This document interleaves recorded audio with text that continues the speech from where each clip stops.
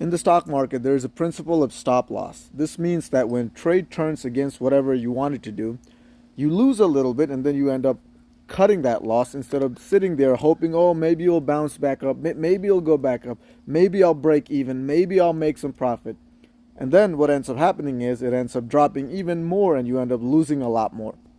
This principle can be applied to anywhere in life. Friendships, relationships, any type of connection. So imagine you're in like a toxic friendship or a relationship.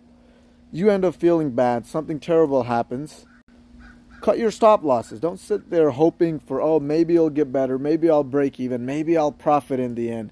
Because just like with the stock market, life's not fair, and what's going to happen is the stock's going to keep tanking further until you get to a point where you feel so bad and so low that you end up cutting the losses where you lose a lot more.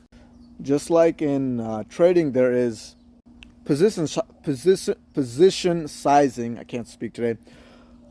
Which basically means, let's say you have $100,000. I put in only $5,000 or $10,000 in a trade, so you don't end up losing everything.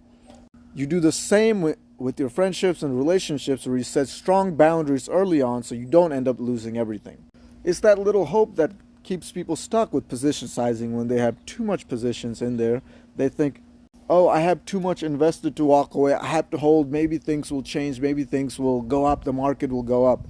It won't. It almost always goes down, and you end up feeling a lot more miserable and lose a lot more. And this doesn't have to be relationships or friendships too. It can be your own habits too. It can be a bad habit like smoking, drinking, or something like that that drains you away, that you spend a lot of money on, that you spend a lot of your time and energy on. Take your stop losses, cut that off early instead of waiting, drinking, smoking more and more and more. Imagine you're like 40 years old, 50 years old. How much of that is going to damage your physical health, mental health? So just like with the stock market, cut your losses early, position size better. So end your toxic friendships, relationships, set strong boundaries, and get rid of your bad habits. All right, bye-bye.